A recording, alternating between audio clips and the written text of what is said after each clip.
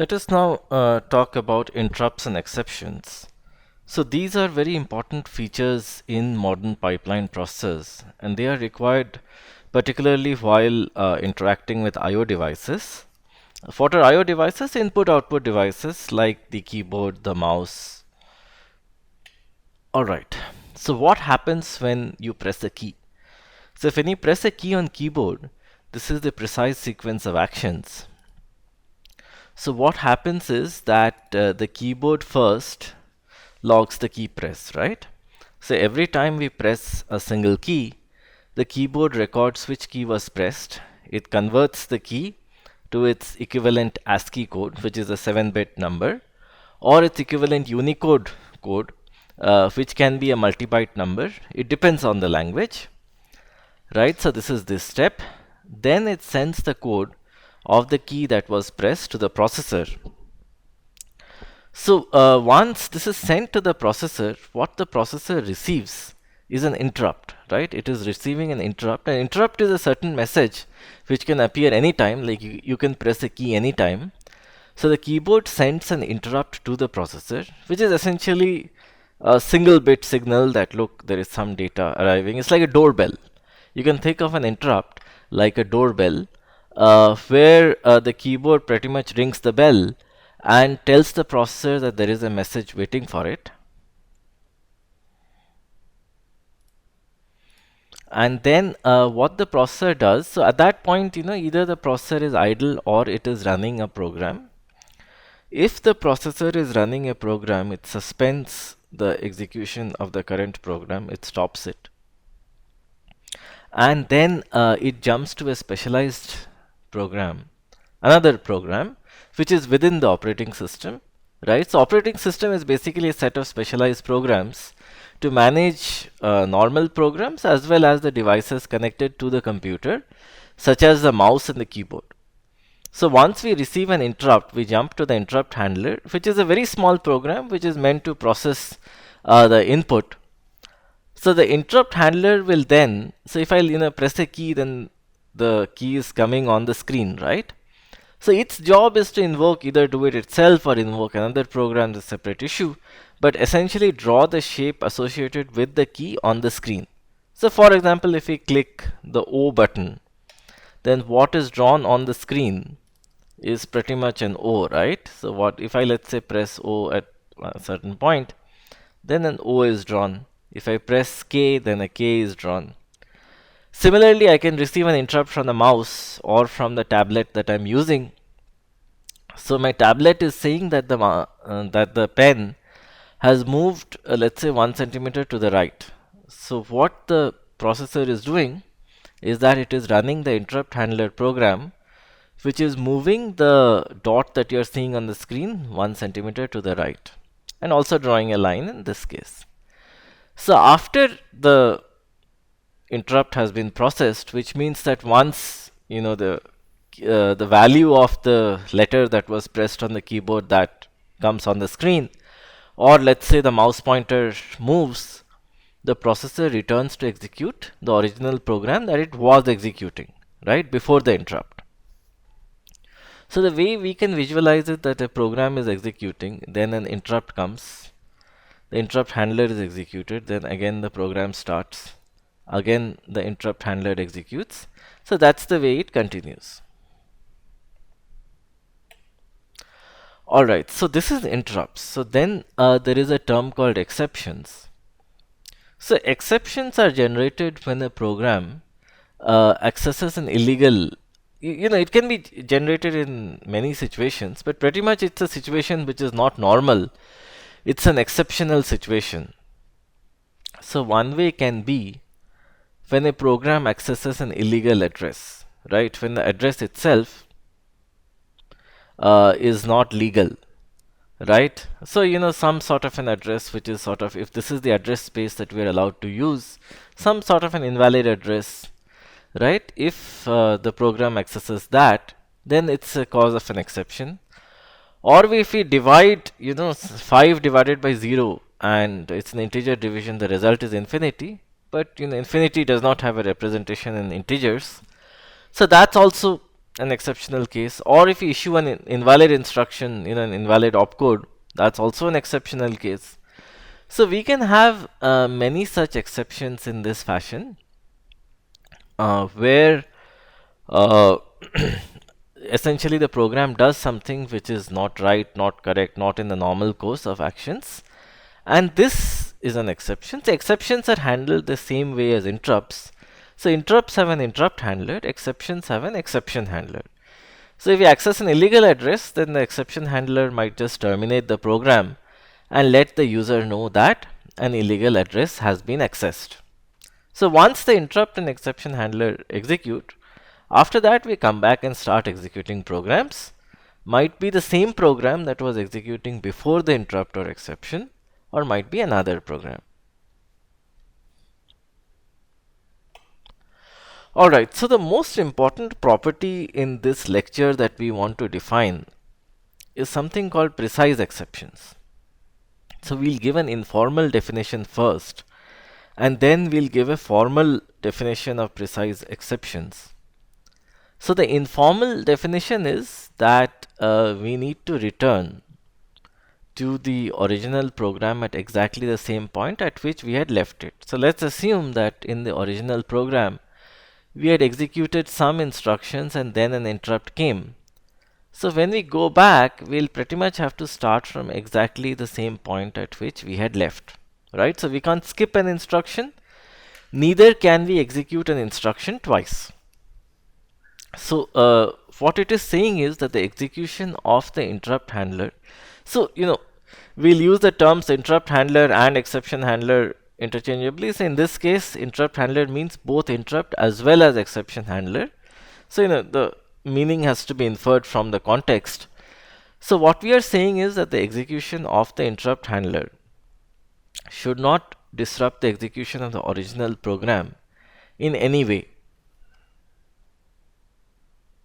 So what we mean by the fact that the execution is not disrupted in any way, it basically means that the outcome of the original program should be independent of the fact that there was an interrupt, right? Unless it is dependent on the interrupt, right? The interrupt is unrelated to the program, then the outcome of the program, the final output or any of the outputs of the program or the behavior of the program should be absolutely independent of the interrupt, right? Unless, of course, it's dependent on the interrupt. For example, if the interrupt is an exception, so then something like if you do 5 by 0, then of course then in some systems the program may be terminated. Then of course it is dependent. But let's assume that in this case the interrupt or the exception, whatever it may be, is not related to the program. It's not an exception. It's just a key press. Then the execution of the interrupt handler or the interrupt handlers should not disrupt the execution of the program in any way. So the output of the program will remain the same, right? The final output, the outcome of the program will remain the same, and there should be no disruption whatsoever, right? So the same instructions will execute. So we need to ensure that this happens, right? The process of interrupt processing is seamless. Otherwise, what will happen is, let's assume that I am playing a chess game, and after that, in the middle, I click some buttons, or let's say open another program and do something. So then, the moves of my chess game will change, but that does not happen. The reason that does not happen is because we have some notion of a precise exception. So note that a precise exception, a precise interrupt is the same. So the word exception and interrupt are used interchangeably. And the reason that that does not happen is basically because we ensure that when a program executes, it executes completely on its own. If an interrupt comes and the interrupt is not related to the program, then we process the interrupt. So we execute the interrupt handler, and then the original program starts. The original program otherwise is oblivious of the fact that it was interrupted in the middle. So let's now have a slightly more formal definition. So let us consider the sequence of dynamic instructions in the program as I1 to In. let us further assume that an instruction completes after it either updates memory, writes to registers, or reaches the MA stage, which in this case, which means that something has happened. And what has happened? Well, let's see. So for the CMP instruction, the flags register would have been updated. For B, BEQ, BGT, and RET, the the value of the new PC would have been written to the PC register. Right? So let us define a notion of completeness of an instruction once again. An instruction completes if, let's say, I either after it updates memory or writes to the registers or reaches the MA stage, whichever is earlier. Right? And so basically for the branch instructions, by the MA stage would have updated the program counter. The compare instruction would have updated the flags register.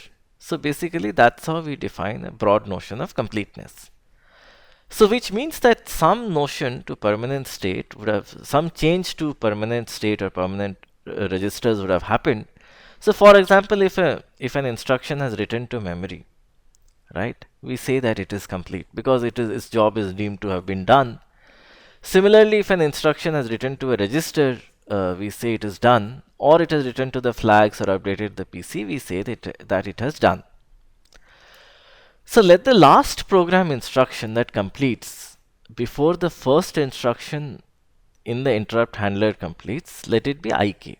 Alright? So the reason that we are defining so much is basically because in a pipeline there will be multiple instructions, right? At one point. If this is a pipeline, we'll have 5 instructions at the same time. Let's assume that at this point the interrupt arrives. So what do we do? So let's say if the interrupt arises, if we kill all of these instructions, that will be wrong.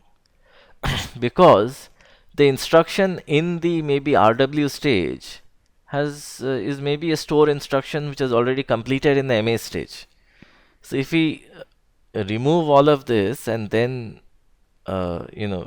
later on start from this instruction, it will be wrong because we'll be redoing work. So we don't want to do that. So that's the reason we have to be slightly more careful when we define the notion of instruction completeness, and also how we ensure that we stop an already executing program very carefully, execute the interrupt handler and again come back, right? So this entire process has to be done pretty carefully. So that's the reason we define one additional terminology, which is instruction IK, which is the last instruction in the program that completes before the first instruction in the interrupt handler completes. So let all the program instructions that complete before the first instruction in the interrupt handler completes be represented by the set C. So what we want is that for an outsider, he will see that all the instructions in the set C have completed, and then the interrupt handler executes. It executes in totality, and then the execution starts. So the last instruction to complete here is IK. So then the execution starts from IK plus 1. So recall that in some situations we might want to execute IK once again. We will discuss when are those situations in chapter 10, but right now you need to take my word for it. But in general, if we have done till IK, we can start here from IK plus 1. So the formal correctness condition or the formal correctness criteria that we want to define is that if any ij is element of C, which is a set of instructions that have completed before the first instruction of the interrupt handler, then j is less than equal to k, which means that ik in program order is the last instruction to complete. All other instructions that are a part of C complete. So recall that C was declared here, that C was declared here as the set of all instructions that complete before the interrupt handler. So if any instruction ij is a part of C, then this implies that j is less than equal to k, which means that it's one of the instructions before it. and no instruction after ik will actually complete. So we need to ensure this condition. In addition, we need to ensure one more condition, that no instruction of the form ik dash, where k dash is greater than k, should complete before all the instructions in the interrupt handler complete, right? So if you consider ik and if you consider ik plus 1, so between them, all the instructions in the interrupt handler have to complete, right? They have to completely finish. And only then will we start executing instruction ik plus 1. Alright? Then after returning, we can seamlessly execute ik, either the same instruction in some cases, especially when the execution of ik was not correct, so it's required to execute it once again, or we need to execute ik plus 1, which is the next instruction. So this is something like we are trying to ensure that the execution of the interrupt handler is completely invisible. It somehow happened in the middle, it finished its job and went out. We were not able to know. And this problem is particularly difficult. Had it been a single cycle processor, this would have been very easy. That once the interrupt comes, we finish the execution of the current instruction, that becomes ik, and all the instructions before it, which is the set C, have already completed, and then we execute the interrupt handler and then we restart. But since it's a pipelined processor, right, with 5 stages, 1, 2, 3, 4 and 5, if an interrupt comes, it'll become it's slightly difficult. The reason it is slightly difficult is because some of these instructions, maybe this one or this one or this one, some of these instructions might have made some changes to the permanent state, so they should be allowed to complete. And some of these instructions might not have made any changes to the permanent state. So then maybe the instruction in the fetch stage can be discarded, the instruction in decode stage can be discarded, and for the rest we need to see. So it's like that we need to ensure that the instructions that have at least made some progress need to complete, and some which have not, they can be discarded because they have not updated any state. So this is required to ensure both these conditions, that before ik all the instructions have completed, after it none have completed, and also when we finish, it also says that once the interrupt handler starts, it needs to complete all of its instructions, and no instruction in the form ik dash, where k dash is greater than k, some instruction after ik should complete before all the instructions in the interrupt handler complete. Alright, so that's the broad precise definition. It's the same as the informal definition, means that the interrupt handler's execution should be in a sense informal. And so we can clearly see that if we don't follow this precisely, a lot of problems can happen. Consider a branch statement. So if the branch statement, we allow it to update the program counter with a new value, right? So instead of 10, the offset, we make it 20, and we somehow end up executing the same branch statement once again, and let's say the offset in the branch statement is 12, it'll again add 20 plus 12 and make it 32, which will essentially add the offset twice. So you have to ensure that one instruction does not execute twice unless we want it to. So what we do, the way to do it is that when an interrupt arrives, we mark the instruction in the MA stage, because all the changes are being made in the MA stage. Even a branch instruction is making the changes in the MA stage. So so this marking the instruction, we will if an interrupt arrives, then only we will mark it in the MA stage. We'll mark whatever instruction is there in the MA stage. Otherwise, if there is an exception, we mark the instruction as soon as it encounters a fault or exception, and this instruction can be in any stage. So for example, in the fetch stage, If there is an exception, we'll mark the instruction in the fetch stage, right? So whichever stage causes an exception, or if we have a divide by 0 like 5 by 0, and the EX stage it causes an exception, then we'll mark the instruction in the EX stage. So recall that the way that we are marking, this is kind of simple, that for any interrupt that when that arrives, so we basically, whatever instruction is in that cycle in the MA stage, we will mark it. And for an exception, we'll mark it whenever we see an exception. In whichever stage there is an exception, we'll mark that instruction. So recall that the way that we are trying to do this is to basically ensure precise exceptions. And there are all kinds of state in a program. For example, there are the registers, which are permanent state. There is memory, which the store instruction writes. Then there is the flags register, and then there is the PC. So whether we access all of them, store all of them, or how we manage them will be gradually clear as we keep on describing. But it's important to know that these are all the pieces of state that we have. Alright, so now once an instruction is marked, we have two kinds of instructions in the pipeline. One set of instructions after the marked instruction, and one set of instructions before the marked instruction. Alright, one after and one before. Our job is to ensure that all the instructions after the marked instruction complete, right? And none of the instructions before the marked instruction complete. That's our job to ensure, alright? That everything after it completes and nothing before it completes, right? Completes means either reaches the MA stage or makes a change to the registers or or memory. So the flags register is not a part of this. Alright, so now we go to the next. So now what we do is we wait till a marked instruction reaches the end of the pipeline.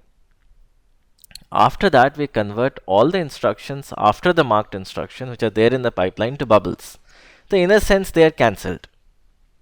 Alright, and we also ensure that all the instructions after the marked instruction are not able to make any permanent changes, right? So basically, if this is the marked instruction, all the instructions after it are sort of converted to bubbles. And once this reaches the end of the pipeline, we can pretty much clean up the pipeline. So this ensures that both the conditions of a precise instruction are met. And the reason being that at least the conditions we have set, that let's assume we mark the instruction in the MA stage. So we wait for these two instructions to get out, and all the other instructions are converted to bubbles. So they have no effect at all. So once the marked instruction reaches the end of the pipeline, the exception unit will load the PC of the interrupt handler. For the exception unit is a special additional unit that we are adding. Alright, so as I said, the program state, the state of a program is its program counter, the set of all the 16 simple RISC registers, the flags register, and memory. Alright.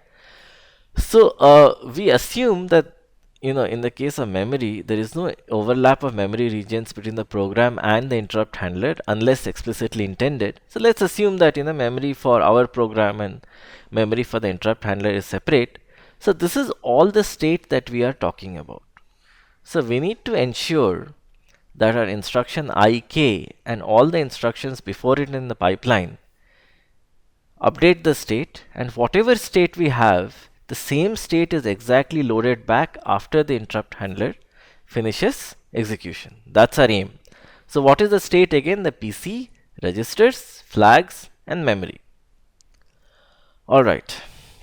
So let's add a little bit of additional work, but maybe we can have a brief discussion right here, and I'll discuss the logic behind marking.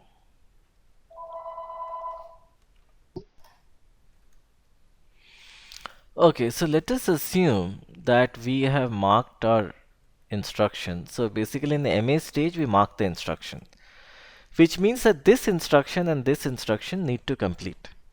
So if we want to exactly start our position in the instruction after the MA stage, what is it that we require? So what we would require is that if we have the PC of the instruction that is there in the MA stage. Then and also if just in case this instruction is a branch, so we also have the next PC, right, the branch target. Then we can happily cancel all of these instructions, right? It doesn't matter, all these instructions can be cancelled. And next time we'll start from the next PC, which is either this PC plus 4 or the branch target, right? So this ensures that we can recover the program state for the PC. Similarly, uh, no instruction before the RW stage has actually modified the set of registers. So if we don't allow any of these instructions to modify the registers and just allow these two instructions to leave the pipeline, the state of registers at the end, if we have some way of capturing and restoring it, we'll be able to come to the same state as it would have been after executing the instruction, after executing the marked instruction in the MA stage. So this also can be done. Subsequently, what we need to do is that when we return, we need to restore the state of the flags register to the flags that the MA instruction would have seen, or in the case of CMP instruction would have set. So we need to have some way of doing that. We'll find out how. And also in the case of memory, what we need to do is that, so this can be a store instruction. That's the reason we mark this stage, the instruction in this stage. But none of the instructions prior to this would have actually written something to memory. So in any case, they are being invalidated, converted to bubbles. But at least after this point, all our changes to memory would have been done, and no additional changes to memory would be possible. So memory will retain its state because there is no overlap. So no other program is coming and changing the data in the memory regions. So now let's see how to implement all of these things. So memory as such, saving, restoring the memory is not difficult at all because the data remains in memory. So next time when we come back, we can start from exactly the same point. The reason being that so these are all the marked instructions, right? And these are the unmarked instructions. None of the unmarked instructions are actually changing anything in memory. We're not allowing them to. Neither is any other program, including the interrupt handler, changing anything in the memory. So the memory will remain as is. The problem is basically the PC, the registers, and the flags have to be, these three have to be restored to exactly the same state at which we had left, right? So at this instruction in the MA stage, whatever it had left the values of these three instructions with, these three state elements with, we need to come back to exactly the same state, right? Restore the PC, the registers, and the flags as seen or as updated by the instruction in the MA stage, right? Or let's say we are marking some other instructions as seen by the instruction that was marked. So for the PC and register and flags, let's first look at the PC. So let us add a NPC. NPC is next PC field in the instruction packet. Recall that the instruction packet is basically a set of bits that travels along with the instruction in the pipeline. So for taken branches, it will be equal to the branch target. For all other instructions, it will be equal to PC plus 4. Alright, so we will have this in the field. So this will ensure, this will give us some benefits, but I'll talk about it slightly later. So in NPC, in the EX stage, when we compute the branch target, we populate the NPC field of the instruction packet. And this moves along with the instruction in the pipeline. Depending on the type of the exception, we might want to return to PC or NPC, but that's okay. The exception unit will take care of it. So the exception unit, which is specialized hardware, sets the old PC register to the right return address, right? So which can either be PC or NPC. So depending upon the type of the interrupt or exception, one of these values will be saved in the old PC register, right? So this is an additional register. It's an extra register. It's also called a privileged register because normal programs cannot see it. It's an extra register that we are adding, and the dedicated hardware called the exception unit, what it will do is that it will take the program counter or the next program counter, whichever may be the case, depending upon the type of the interrupt or exception, and save it in a new register called old PC, which normal programs cannot access, but interrupt handlers can. All right. So this will ensure that we can come back to exactly the same point at which we had left, right? So basically the instruction that is marked over here, we can either do this instruction or the next one if it's a branch. But at least we'll be able to save this information via this NPC field in the instruction packet and the old PC register, right? Okay, so now let's take a look at spilling and restoring registers, right? So what were the elements of our state? The PC. So we have a way. So, given a marked instruction, so for every marked instruction, we have an NPC field. For every instruction rather. So NPC field either stores the PC plus 4 for the PC is the PC of this marked instruction or the branch target. If it's a branch, in any case, it's an X PC. So whenever the marked instruction reaches the end of the pipeline, in a special register, a new register called old PC, either the NPC field is stored, right? And sometimes, depending upon the type of the exception, of course, we want to store the current PC and execute the marked instruction once again, all right? Now let's take a look at registers. So we had three parts of the state that we needed to store. The PC is taken care of. The registers we have to store and restore them, the set of all 16 registers, and the flags register. So flags register is the third. This is the second point. In the case of functions, we used to store registers on the stack, right? So we used to do spilling. In this case, the interrupt handler has to have a separate stack. It can't be the same stack.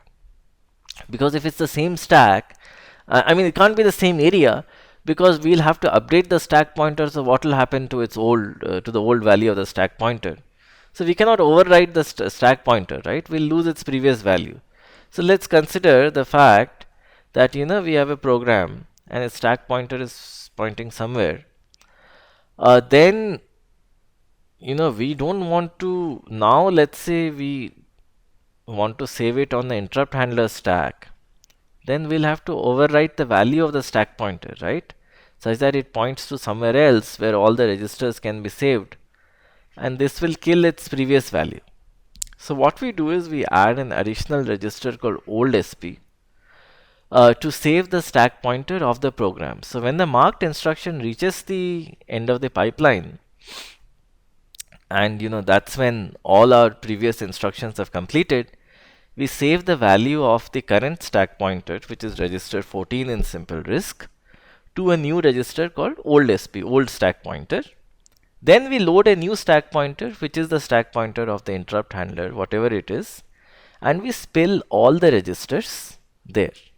And in addition to that, we save the old PC and the old SP, of course, in that region, right? So this has taken care of the storing of the old program counter and the old stack pointer. Now let's take a look at the flags register. So the strange case of the flags register is like this. Let's see. So a simple naive solution will be that we do not allow any instruction after the marked instruction to update the flags register. Then so the thing is, but the problem is that we detect an interrupt or an exception typically towards the middle or end of a clock cycle. By that time, the instruction might have already updated the flags register, right? Or at least the latch, at least the master latch or the master slave flip-flop, if there is one. So this is hard to do, Let's not do this, because we'll not know exactly when the flags register is being updated and when it is being restored. So that can be a problem. So let's look at a better solution.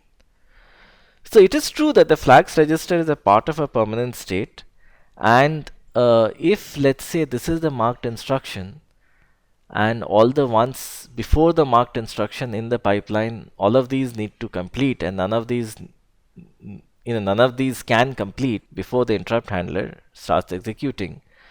The flags register that this marked instruction would have seen or updated is what needs to come back when we restart the program, right? When the instruction over here starts to execute, this is what it needs to see. So one approach will be that let us add a flags field to the instruction packet. So every instruction will save the updated value of the flags register to the flags field in its instruction packet if it updates it, or the value that it sees when it passes by the EX stage.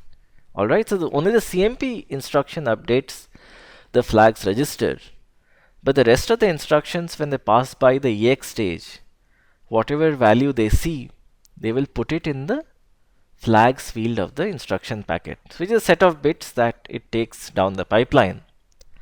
So the exception unit then at the end, when the marked instruction reaches the end of the pipeline, will save the flags field of the marked instruction to the old flags register.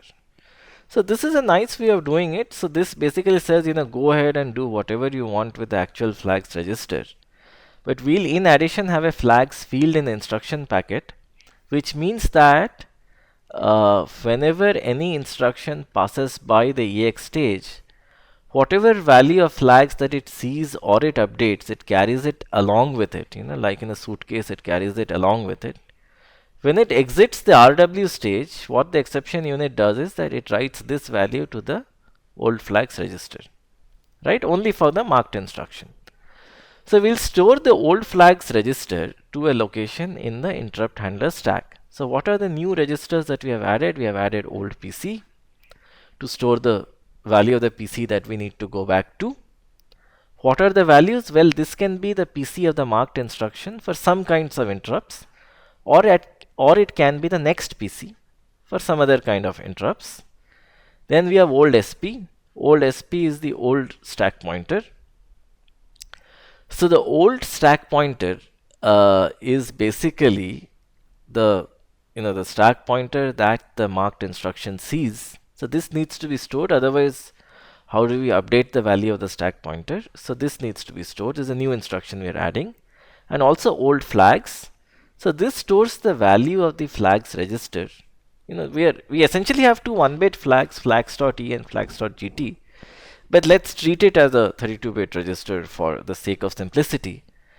So the flags that the marked instruction sees or updates, they will be stored in the old flags register once the marked instruction reaches the end of the pipeline. So these are the three registers that we add. They are not visible to normal programs. They're visible only to special programs like interrupt handlers.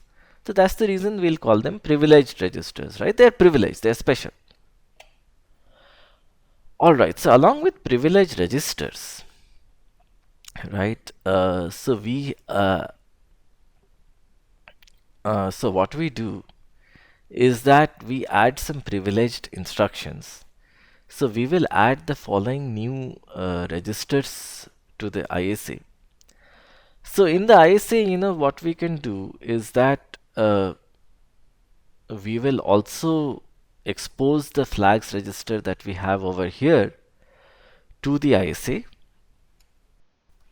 So we shall explain in a short while why we need to expose the flags register to the ISA. So, but these are the other privileged registers that we have added: old flags, old PC, and old SP. So, yeah, as I said, this we'll discuss in a short while when you see the assembly code of an interrupt handler. So let us call this as the Z series of privileged instructions, the Z series of privileged instructions. So let's add a few more instructions to operate on these registers, right? The new ones that we have added. So recall that we had discussed the simple disk instruction set in chapter 3, and we had discussed all the registers, but we had not discussed these ones because these are new ones that we're adding now. So in general, what most processor designers do is that they have a normal register set, then they have a special register set for special programs like interrupt handlers. So they will typically have a slightly different encoding So we need to change the decode unit as well to take care of these instructions. So the first instruction in this class that we want to introduce is the MoveZ instruction, which transfers values between regular registers and special registers. Another instruction we want to introduce is RETZ. So RETZ transfers the value in the old PC privileged register to the current PC, so it means we can start executing from Z. So the Z series instructions can only be used by the interrupt handler and other, and the operating system. So how do we ensure? So the way that we ensure that normal programs cannot access these registers or these instructions is that we use a bit called the CPL bit, and the CPL bit is called the current privilege level bit. For setting permissions, for user programs we set the CPL bit to be 1, and for interrupt handlers and kernel programs we set it to be 0. So what this means is that the user programs will use a certain kind of registers and instruction encoding. So they will not be able to see the special additional registers, old flags, old PC, old SP, or even the flags register for that matter. They can see it implicitly but not explicitly. However, once an interrupt or exception handler comes, the CPL bit will automatically convert from, change from 1 to 0. So then our interrupt handlers and kernel programs will be able to access all the special registers as well as special instructions. All right. So once then, when so kernel, I'm sorry. So kernel I have not defined. So the kernel is, so the operating system code is also known as the operating system program is also known as the kernel. And so it's the same thing. It's just known in our computer science parlance as a kernel. And a kernel is basically a special program to manage other programs, right? Which is the job of the operating system. And once we exit the kernel and go back to the user program, the CPL bit will convert from 0 to 1, which means that these special instructions and registers cannot be used. So implementing MoveZ and RETZ, so these opcodes are usable only when CPL is 0. So we augment the OF and RW stages to use these special registers if there is a requirement. And also in this mode we'll see a different view of registers. So let us see just 6 registers. Let us see R0. Let us encode it as 0000. Old PC as 1. Old SP as 2. Flags as 3. Old flags as 4. And the stack pointer SP as 1110. So this is the same as 14. So it maintains its existing value. But the rest we give them new values. So essentially in a privileged mode we see a different encoding of registers, and this encoding also corresponds to different registers, right? Different privileged registers. Alright, so let us look at the assembly code for the interrupt handler, which is to spill the registers. So the first thing that we do, so what is the idea? The idea is that our entire state, right? So memory is taken care of, but the PC, the registers, and the flags, all three of them, have to be stored somewhere in memory such that later on we can read it from there and we can restore it. Alright. So where will we store it? We'll store it in the stack of the interrupt handler, and from there we can store it somewhere else. But essentially it needs to be stored somewhere in memory. So the first thing that we need to do is that we need to save the stack pointer. Alright. So once the marked instruction reaches the end of the pipeline, so we can sort of clean up the pipeline because the rest of the instructions we have converted to bubbles. So we'll have the circuitry, anything after the marked instruction is all a bubble. So then we load the interrupt handler, and the first thing that the interrupt handler does is that it transfers the value of the current stack pointer to the old SP register. So mind you, this can be done automatically as well. So it can be done in this case via an assembly instruction. So both are possible. In this case, we are doing it via an assembly instruction. Now that this is stored, let us assume that the stack pointer at which we want to store the set of registers uh, in the interrupt handler is 0xFFFC. Let's assume this is the address. So let us load it directly into the SP register, and let's start from there. So now essentially we have loaded a new location, which is the stack pointer of the interrupt handler. So there we will start storing all our registers. So no problem. So we start storing our registers like this. We start storing R0 at SP minus 4, R1, R2, R3, R4, R5, R6, R7, R8, R9, R10, R11, R12. So we are simply storing the values of all our registers in the stack of on the stack of the interrupt handler, and we store, mind you, R13 and R15. We don't store R14 because R14 is a stack pointer itself, so we don't do that. Then we save the stack pointer, the old stack pointer, in old SP. So what we do is that we move it to R0, which is one of the registers that is visible to us in this mode, and then we store the value in R0 to memory, to SP minus 64. Alright? So after storing the old stack pointer, we now save the flags register, right?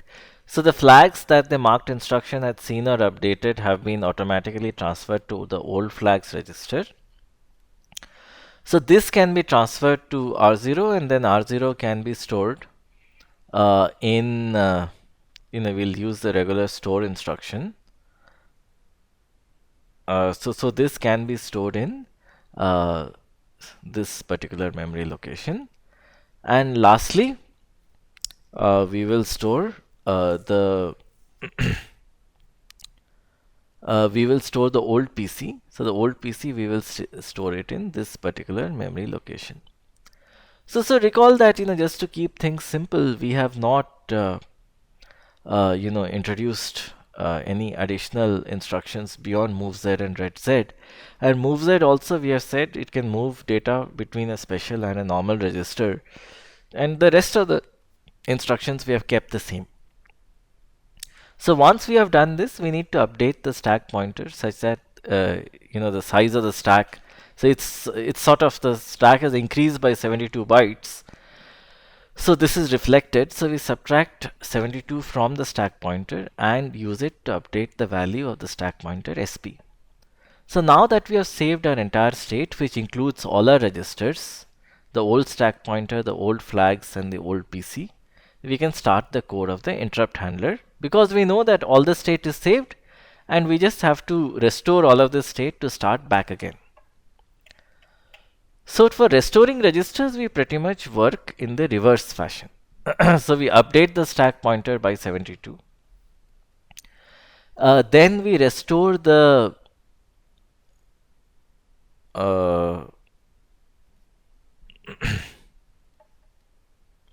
we restore the old PC. It's not the flags register, it's actually the old PC.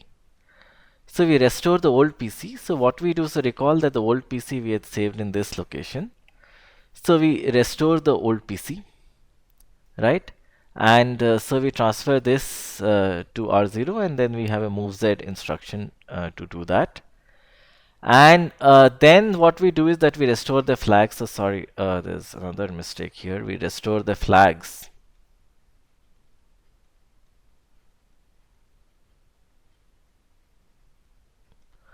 So here what we do is that we take the value in the flags register, and so we take the value in the old flags register, which was actually stored in memory, and we restore it to the flag. So the way that we do it is that we read the value first into one register, and then we do a MoveZ. So we set the flags register with whatever value was previously stored. So recall that that's why we had exposed the flags register to assembly software such that we can restore its value. Then we sort of walk reverse and restore the value of all the other individual registers starting from R0 to R15. It is just that we leave the stack pointer, so we restore everything but not the stack pointer. We'll do it at the end. So at the end, what we will do is that we will restore the stack pointer. So the stack pointer, where is it stored? Well, the stack pointer is stored at this location, the old SP, right, at -64, the contents of SP -64.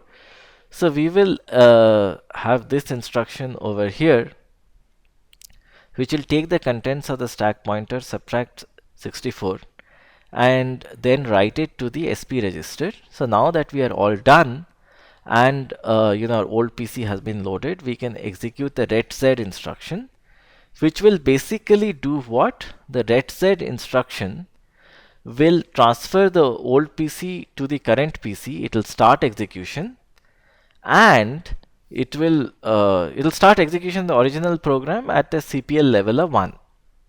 All right. So that's what it's going to do. That it'll transfer it, and recall that the old PC we had restored in these lines. So once we call retz, the program counter will be equal to whatever is there in the old PC register. All right. And also the CPL level will be the same as that of user programs, which is 1. So a normal user program can start executing, and its state would have been restored, so it will have no way of knowing that an interrupt had actually come in the middle. It's as simple as that. So to summarize, how did we do it? Well, the way we did it is by actually introducing some special instructions and registers. So in specific, the instructions that we introduced, so let me clean up this slide. In specific, the instructions that we introduced are MOVZ and retz. So MOVZ essentially transfers data between normal and special registers. And retz, what it does is that it essentially returns from an interrupt handler. So the contents of old PC are transferred to the program counter PC, and we start running the user program, and the user program runs with a privilege level of 1. CPL is equal to 1. All right. And these are the 4 additional special registers that we introduce. So why do we introduce special registers? Well, to transfer all the general registers from point A to point B, we need to write assembly code, and assembly code would require registers, and then some of the registers will end up getting overwritten. That's the reason we have to introduce additional registers, such that our general purpose registers are not overwritten. So now that we have some understanding of this, let's take a look at our updated pipeline diagram, abridged diagram, of course. So what we have done is that we have, of course, this new marking circuitry which can mark an instruction in any stage. In addition, the PC/NPC/NPC, any one of these values, and the flags, one or both of these values, and the flags field from the instruction packet are going to the exception unit along with the CPL register over here. So the exception unit will control the execution of the interrupt handler. So once the marked instruction reaches the end, we will update the CPL bit, start the interrupt handler or the exception handler depending upon interrupt oblique exception handler.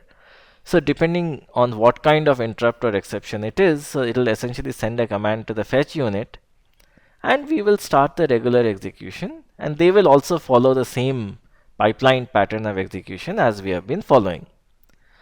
The only additional detail that we need to consider out here is that in our register file we have augmented it. So we have added 4 additional registers: old flags, old PC, old SP, and flags, where this flags and this flags are conceptually the same.